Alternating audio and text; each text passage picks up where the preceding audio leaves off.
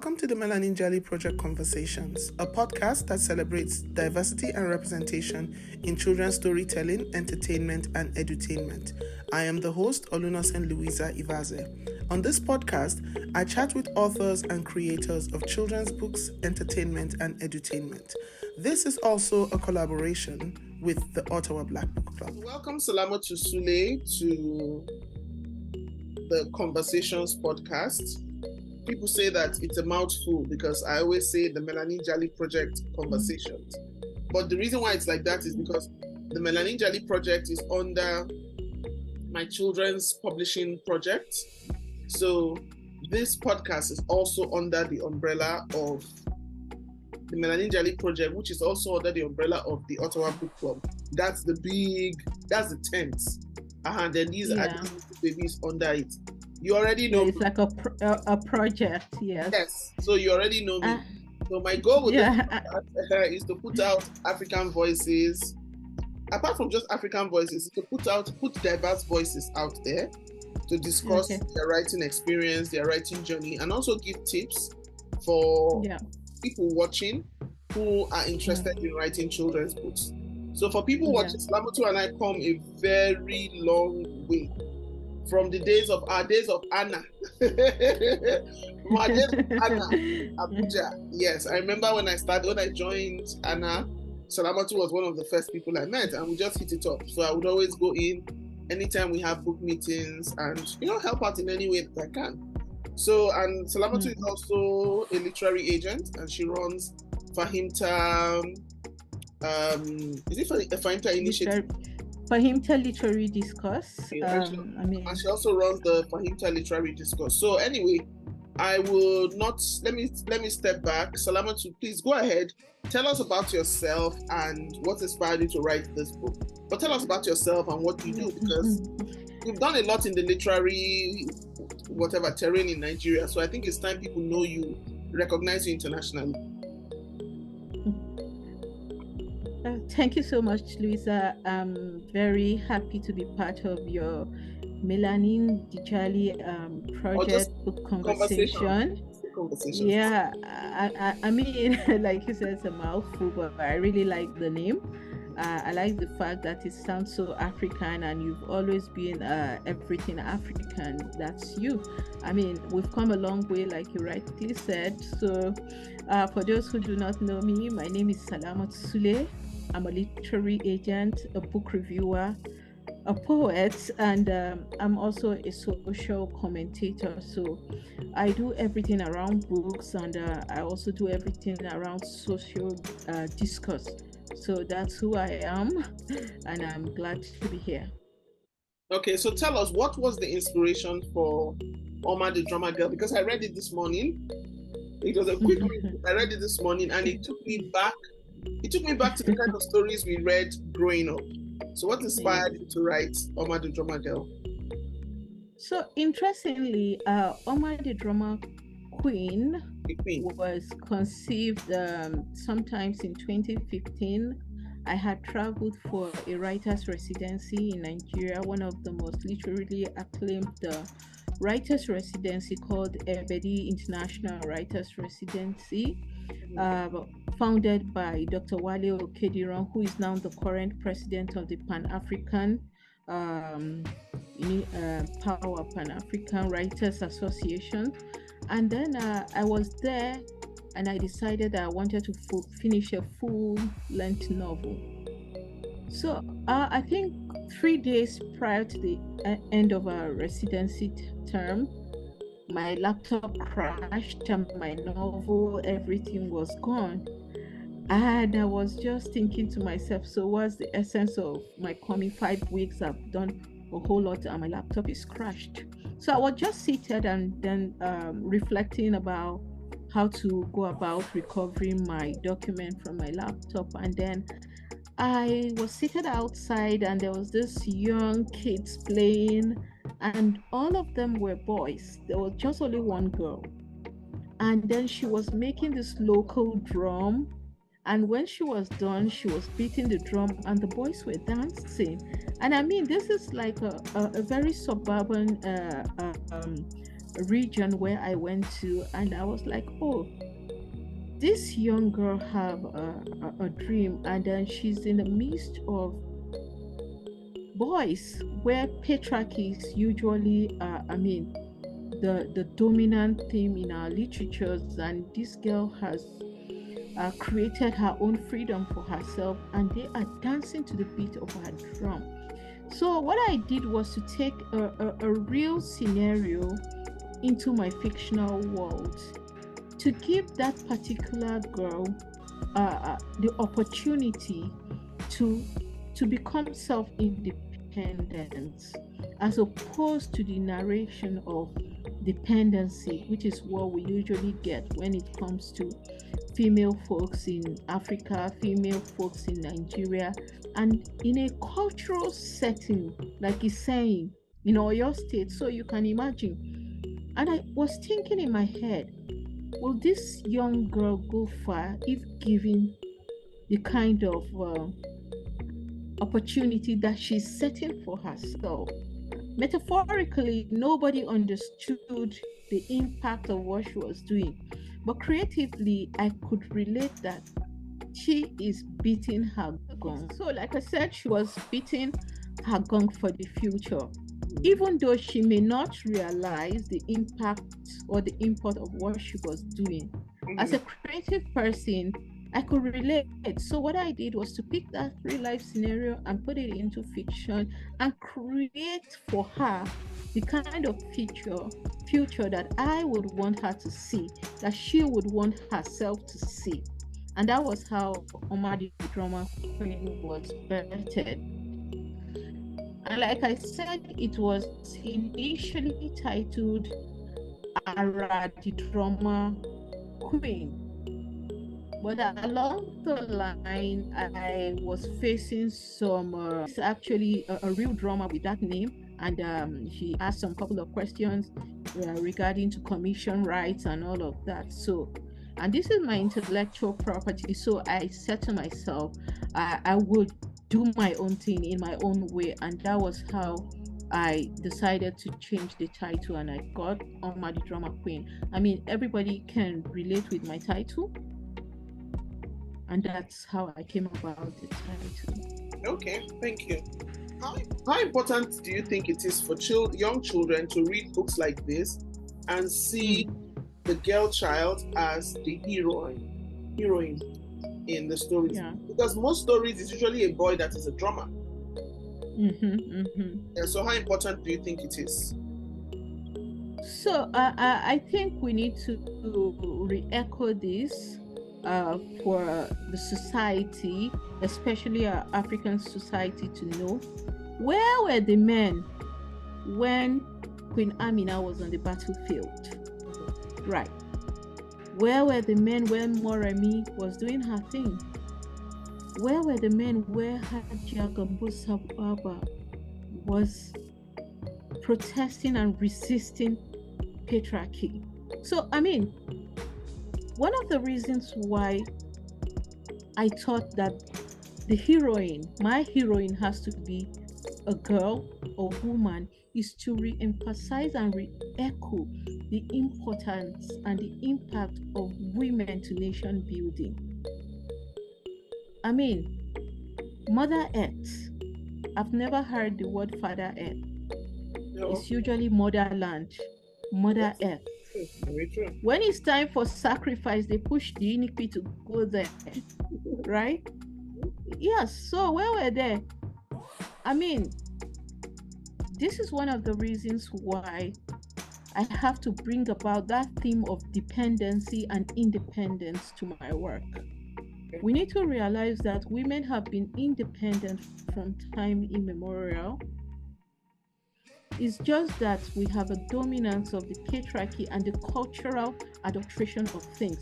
Even if you go back to the scripture, Louisa, you will know that women from Mary to even some of the prophets' wives, they have always been self-independent and they have always been wealthy in their own right. Okay. So OMA the Drama Queen is not a new thing, it's just re-echoing our voice, that we take our stage, we take charge of what we do. So that's why I decided that my heroine has to be a lady, even though I took an adaptation of a real life scenario into my fictional world. Yeah. So what are some of the, because I see that this book was published in Nigeria. What are some Absolutely. of the challenges you think all writers face when trying to get published in Nigeria? What are some of the challenges? Let me start with, okay, two questions. The challenges writers face when trying to get published in Nigeria, then the challenges of publishing in Nigeria. Two questions. Thank you very much, Louisa. Okay, yes. So, like I said, the challenges are enormous. Even though you're very conversant with some of these challenges, but while writing OMA the Drama Queen, I was already a literary agent, and I was already the secretary of the Association of Nigerian Authors. I have already, in my own right, understood the terrain, and I had to enter this particular book for a competition, a series competition, which I won. And that was how this book was published under the Nigerian Writers series. Remember, we used to have the African Writers series before it metamorphosed into becoming Nigerian Writers series. So that's how OMA the Drama Queen was written. The second edition of it is coming out 2023 year. By my publisher, AMA Books, because of royalty issues and challenges, like you're aware. So writers in Nigeria face a lot in terms of how to get their works to the right publishers and how to get the publishers themselves to endorse their work. Most of the time, once I submit query for my clients, do not get back to me with regards to, we've seen, I have to rigorously time and again call to them to update me about my client's manuscript, which is quite very frustrating for me as a literary agent, and then it's also bad for the book market. Okay, yes. So by the time you submit your query to them, you're not likely to get a feedback. You have to time and again keep writing for a feedback until you're either frustrated out of going back to that same publisher, and then your client also is wondering what kind of a literary agent you are. And as an author myself, so what I do these days is to first of all review manuscripts that I know that publishers are really hungry to publish, and have them look for me, because the only thing that money chases is value, right? So by the time your work has that value, they come to you. You don't have to go knocking on their doors. I have knocked a couple of doors, and right now publishers are also knocking on my doors, and I try to choose which is the best for my clients at this point. But I'm just one out of so many other Nigerian frustrated authors right now, writers right now, who still have their manuscript on the table of their publishers and they're not getting feedback. Quite very frustrating. And then I'll also give you their own perspective from the publisher's angle. So most often time, publishers are in business and they don't just take any junks, which is why we often advise writers to get their work properly edited, get good editors, get good proofreaders, get good illustrators, story that is sellable. Most often time, writers just want to write bulky books. So you find out that the digressions involved, and when you try to cut down some of these things, they tell you that no, we don't want economy of words, we want a bulky book. I mean, OMA the Drama Queen is just about how many pages now? 41 pages. And the impact of it, the thematic preoccupation of it is something that is worth a whole year's conversation, however you want to do it. You want to discuss culture, you want to discuss the girl child, you want to discuss marriage, you want to discuss education. This book has all of it in it. So why can't we sit down and write stories that are very sellable? So publishers themselves are in business and they don't want to have, books that will just be gracing the shelves for cobwebs. Of course, they want books to be read by the reading public. So that's why you see most of the time they want to put their monies where they can, retrieve it back very quickly. Then, secondly, I want to talk about the endowment bill for the arts. Nigeria is one country that, at this point, we don't have grants for writing. Okay. Yeah, so even if I write my work, I can't get it traditionally published because the publisher itself or herself is struggling to put his or her money into something that he's not even sure he's going to get back his production cost. So the challenge of the endowment funds for writers in Nigeria is something that needs to be addressed. And when you write for international grants, they tell you your country is wealthy, so why are you here?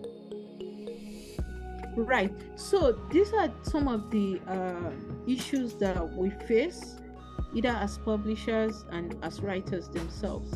And the few grants that we have is not enough. I mean, they are independent grants. You have to know somebody that knows him, that knows that person up there. And it's really two of the key challenges that we face in Nigeria in terms of publishing our works. Yeah, because as a writer too, and first as a Nigerian and also as a writer who has published in Nigeria, at least from my personal experience, me and you have talked about my challenges and all of that. One thing I've come to understand is writers, first of all, we see our writing, we see our work as our children. Yes. Publishers, on the other hand, yes, they want to publish books, but they want to, as much as publishers want to desire to publish good books, they want to publish books that sell because it's a business. Yes. They have overhead costs to sort out. They have staff to pay and all of that. And so literary agency in Nigeria is so poor. I can tell you for a fact that I'm about one of the first literary agents well documented in Nigeria. And because of this, writers do not know who to approach in terms of the right publisher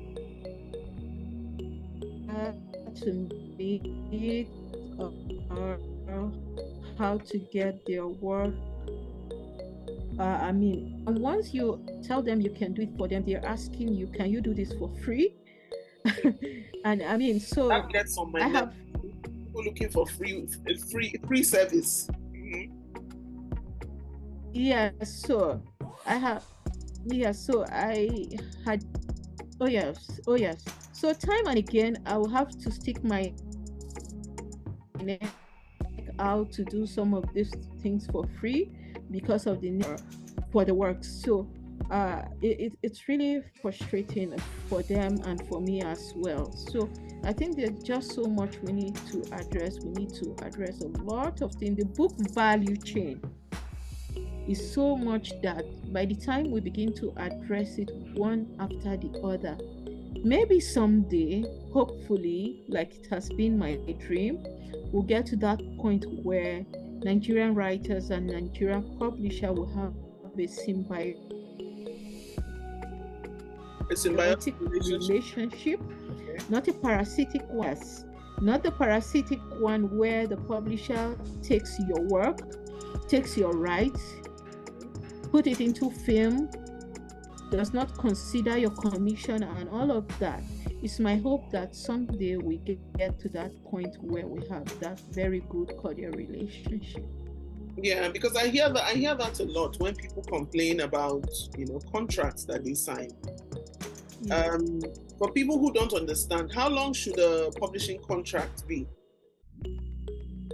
If you are signing on to, because I know that abroad it depends. Some people sign you on for, I think it's relative. Like my very first contract with the publishing house but that was based in the US in 2005, was 7 years.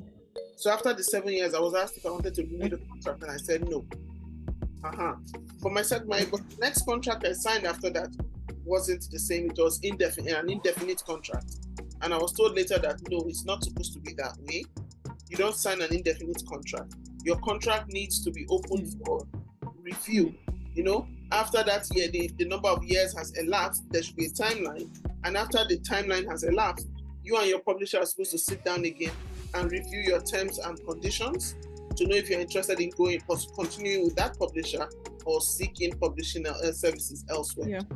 So how long should a publishing contract be, like in the Nigerian context?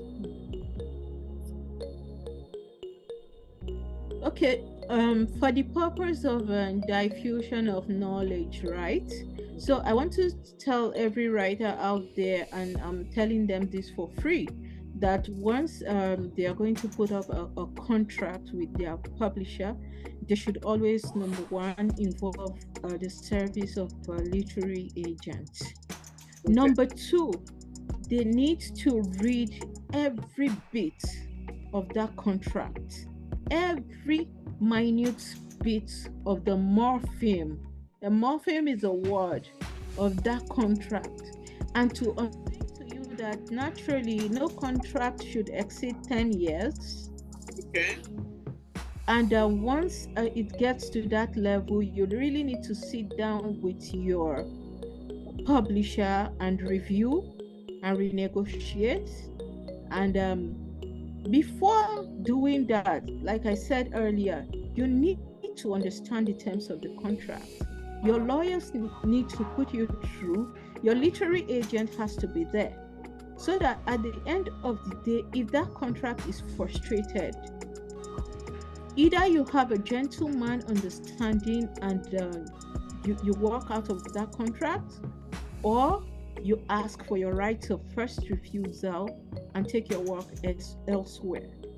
And you can also sue that publisher for a breach of contract, because there is no point where you have had like a meaningful contract to have your work published, to have a particular commission or royalties accrued to you, and then your publisher is not paying as at when due, and it's not giving you information, because information is everything and access to information is key. So once that is not happening, you're in the dark. And once you're in the dark, it doesn't help you as an author. It dispirits you from writing further. So you don't want such negative energy. So what you do is to cut off such contract. And then if you have to seek a redress, yeah, you should.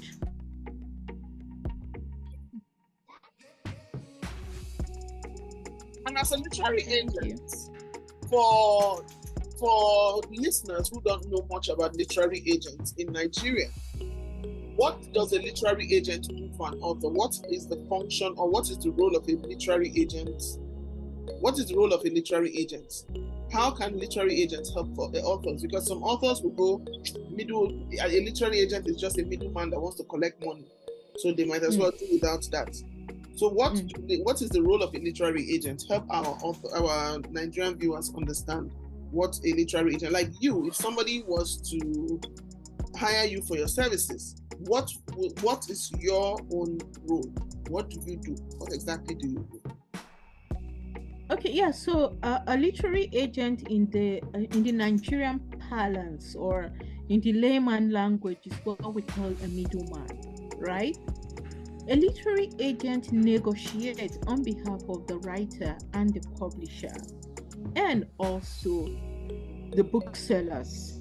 A literary agent controls what I call the book value chain, from writing process to the editorial process, down to the publication process, down to until you get the final finished product and the promotion of it as well, depending on the kind of contract the writer puts forward to the literary agent. So your literary agent helps you promote your book, helps you take your books places, and ensure that your book is well published. If there's an issue with any of the publishers, your illustrator, and it's becoming so worrisome for you, your literary agent step in. In the advanced world, most publishers do not even know authors. Okay. It's the literary agent they know. And the literary agent formalizes everything on behalf of the author. But in Nigeria, because we do not even, like when I started, I had no templates. Okay. I just wanted to close some of these loopholes. So I was looking for a template that can work for the Nigerian industry. I couldn't find one. So I had to create mine from scratch. And that's what I have been doing. I haven't gotten to that point where I can say I'm satisfied yet, but I have been trying my best. Okay. Yes. So I'm coming back to the Nigerian terrain. I've asked you about the challenges of Nigerian authors putting out their stories. I've asked you about the challenges Nigerian publishers have with publishing work, and I've also asked you what the role of the literary agent is in the Nigerian context, because a lot of people do not understand what a literary agent is, because like I had said before, they might just say, why do I need a literary agent? You know? So I'm looking at the top. Yes. Yeah. So I would like to ask. Yes, go ahead. Yeah, so in fact, when I started, I had started by first of all writing to the publishers themselves to stand in as their agent, and what I got, the feedback I got was that we already have our own in-house literary agents. But today they still come back to me to say, we want you to host our author, we want you to help us promote our book. And I'm asking in my head, we had this conversation earlier, and because you don't want to have a contract with me, so you just say you have your in-house literary agent. So can we start the conversation all over again? So I think the whole idea of a literary agent is new to this Nigeria and Nigerian writers as well. Awareness in a little way, getting them to understanding why they need one. So here we are. I think to a certain level, we're beginning to get the language of why we need a literary agent. It's very important. Okay, so in terms of storytelling, what kind of stories do you think sell? Because from, if I remember my previous stories, the manuscripts that I still have that are yet to be published. If I think of the first set of stories that I was writing before I put out,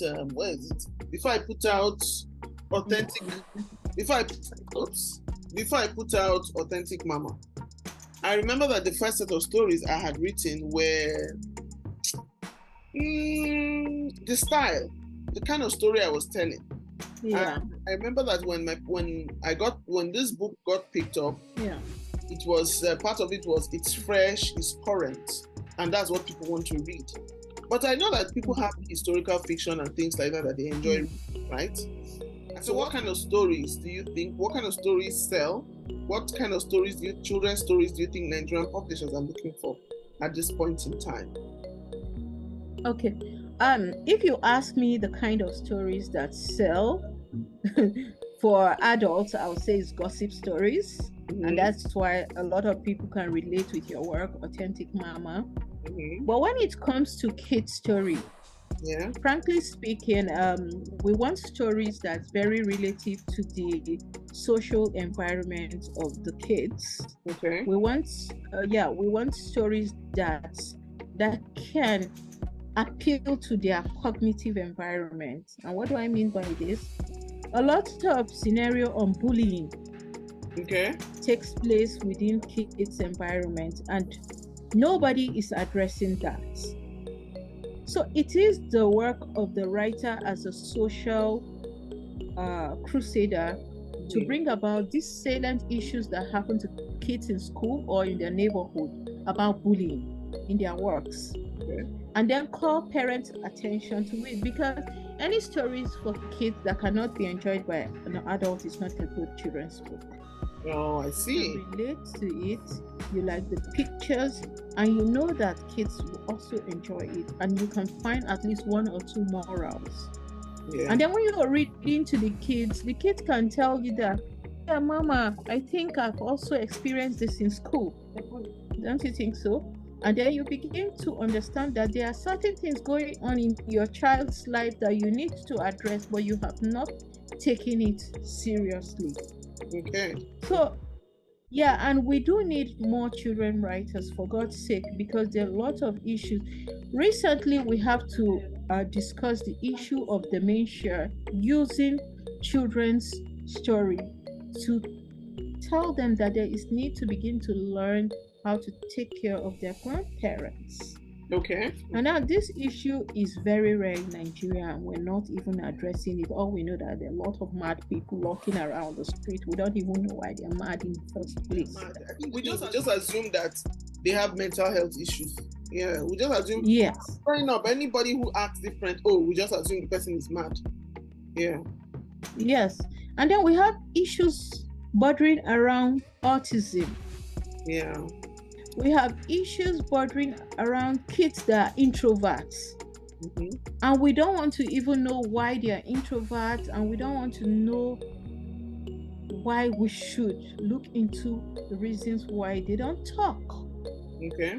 So children's books should look at some of those salient social, health, and moral discourses. So is it okay for me to go to school and the boy touched me here, and because I can't tell it to anyone because mom will shout at me, stop talking? We need to begin to address some of that in our books as well. And by the time we do so, we need to tell our boys that it's not okay to fold your hands and watch your sister doing the laundry or the dishes. Go out there and do it. Basic life skills, I think that is for the parent. That falls on the parents. Teach your children basic life skills. Teach both.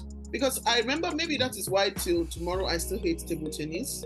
Because yes, when I was growing up, on Saturday mornings when everybody had their morning piece of work, but as early as 7, 8 in the morning, you see boys playing table tennis. And I used to wonder, this is my sister. So your sisters are at home, cleaning up, preparing breakfast, and the typical Nigerian Sunday morning breakfast is akara and bread.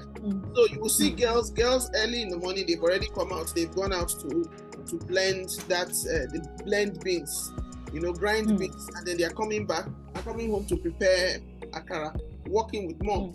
And then the boy is out there playing table tennis, and then when he gets tired, he will come home, drink water, eat, and then go back. I feel that I think that falls on parents. So if someone wanted as much as it falls on parents, right?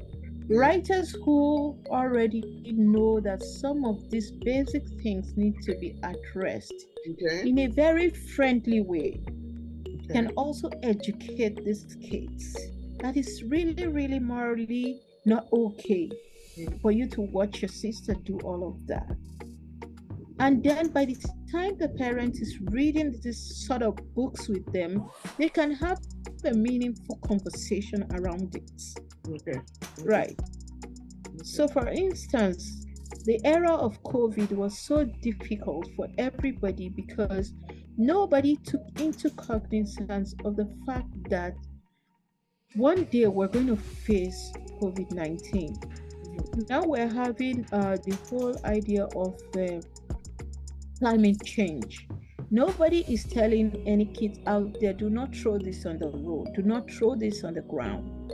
Put it in the bin. I actually have a series on climate change. That I'm working on. Beautiful.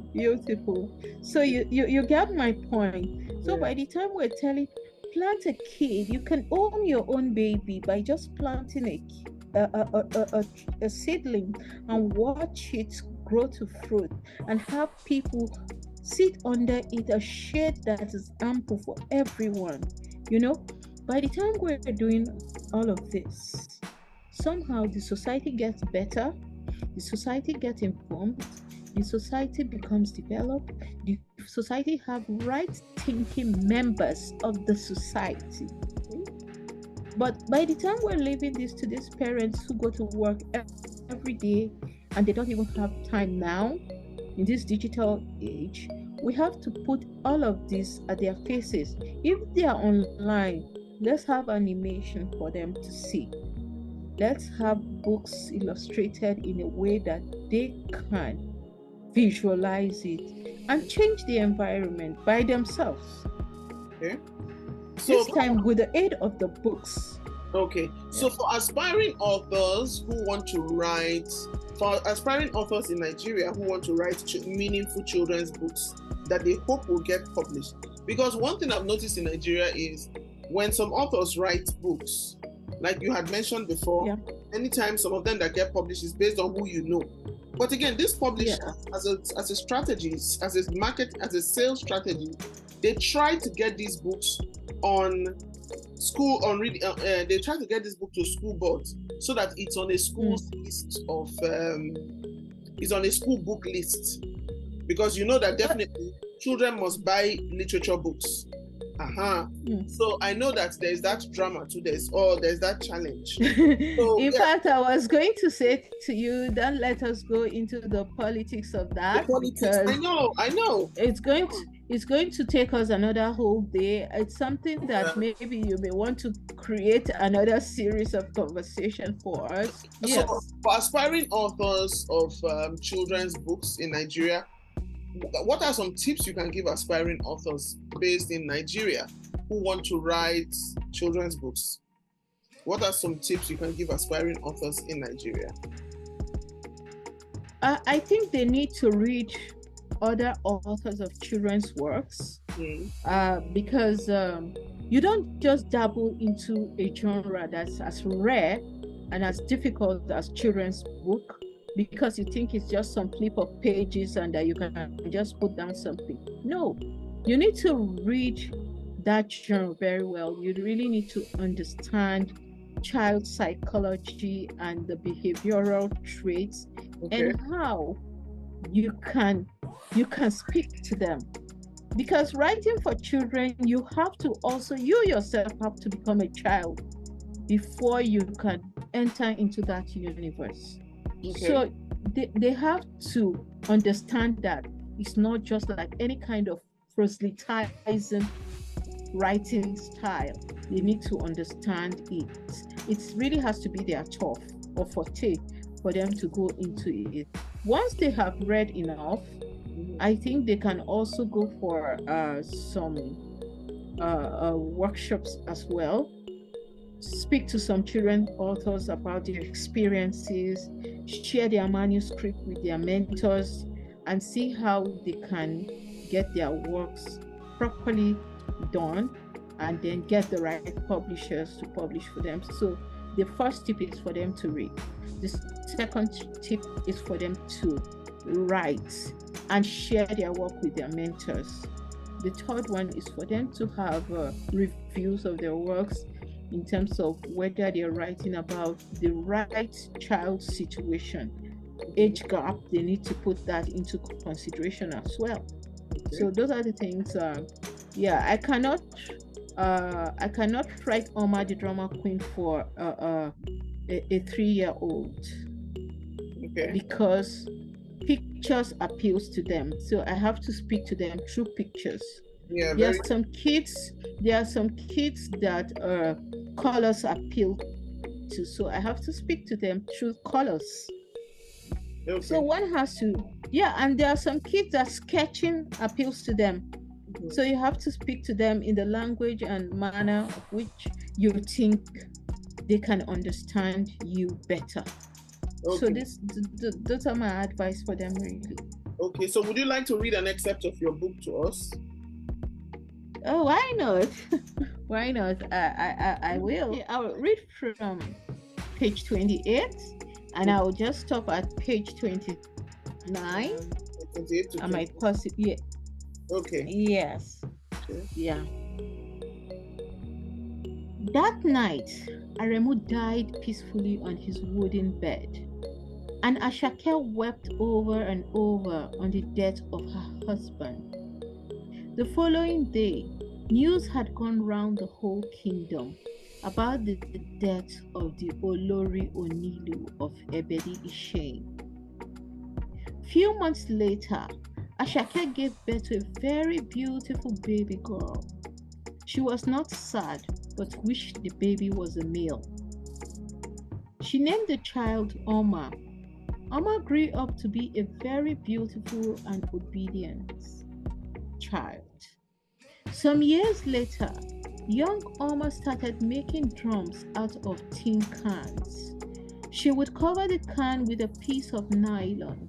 She would tie a black rope around it and then use a stick to beat on it. This created a good sound effect. On one of such occasions, while she was in the stream with her mother, she beat on her drum and the fishes popped out of the stream. Even birds flew in multiples towards the young child. Ashake knew a strange thing had happened to her child. Oh, beautiful. That's beautiful. So what do you hope to see for your book? Because this book was published by the Nigerian Writers series. Why are you moving over to AMAP? Okay, so like I said, AMAP has been the publisher, my publisher, and all of my books, my first book, poetry collection, was published by AMAP traditionally. And then I had issues with Nigerian Writers series for royalty issues and compliance with a contract. The initial contract was for it to be distributed freely to schools, but we had also agreed that I get annual reviews from sales of the ones that we had taken to the stores. And I didn't get I got the initial royalties when Malam Denja Abdullahi, the former president of the association, was there. But during his second tenure, he had transferred everything to the incumbent, and they were to brief me and they were to remit my royalties, which they didn't do. So I did the proper thing by sending them an email to tell them I was leaving them for a breach of contract. Obviously, I can't be a literary agent and have my own work being frustrated somewhere. So I had to take that bold step to ensure that I take my book to where I'm very comfortable with, where I can also have monopoly to market it the way I want. And that's why I'm publishing it, reissuing the second edition. Okay, so it's AMAP a traditional publisher or a vanity press? AMAP is ideally not a traditional publisher, but AMAP also takes the risk of sinking its money once in a while, where it sees that there are books that are promising. It's a huge risk because it got its hands burned so many times doing that. And I recently had a conversation with him where he said, really, I need a break. I need a break. A lot of things are happening. And that takes us back to the earlier challenge of the publishers that we talked about. Investors are not investing in books because the whole poverty of understanding the book industry and understanding knowledge in Nigeria is still a huge gap for us. That's why the literacy level is still where it is today. Yes. Okay. So if people want to buy your books, where can they find your books to buy? So right now, OMA is out of print. As soon as we get the new copies out, I will be doing a shout out to everyone where they can get it. Of course, Adams Pages Bookstore is one of Nigeria an Abuja leading bookstores, and you can always find my books there. You can also always find me there because I consult for them. Okay. And will your books be available on Amazon? It would be great to have them on Amazon for those of us in the diaspora to buy. Yes, I'll make available for that for my book to get on the Amazon. Yeah, so that when people just go there, all they just do is click and buy, and you get your, because the settings and everything is there. So all you just need to do is, as long as you have this, is just to have it formatted, and then yes, yes. Okay. And what are your social media handles? What's your Instagram handle? What's your Facebook? If people want to follow you, just to see what you do and what you're about. Yes, so my Instagram handle is Salamatu7, Salamatu Sule, Salamatu.Sule7. My Twitter handle is at Miss Salamatu Sule. My LinkedIn, you can always find me Salamatu Sule there anytime on my Facebook as well. Salamatu Sule, you can always find me there. Okay. Thank you so much, Salamatu. Thank you for sending us your lovely book, and thank you for actually making that time to come here, jump on this platform and have. Thank you so much. Thank you, and have a lovely. I feel honored. To be having this conversation with you again. We've always been party in the book industry. Just yesterday, I was thinking I feel like going to hike. No, but I want to hike with Louisa so that when we get on the mountain, we can read books.